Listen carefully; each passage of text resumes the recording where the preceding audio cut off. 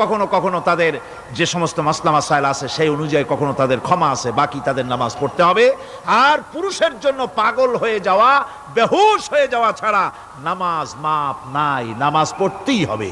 এই যে নামাজ না হলে ঈমান থাকবে না, ঈমান নষ্ট হবে, কিয়ামতে জাহান্নামে যাওয়া লাগবে, এসব কথা শোনার পর আজকের তাফসীরুল কোরআন মাহফিলে আমরা কি ওয়াদা করতে পারি যে আমরা মালাকুল মউত যতক্ষণ পর্যন্ত আমাদের মাথার কাছে না আসবে নামাজ ছেড়ে দেব না? এই ওয়াদা কি করতে পারি?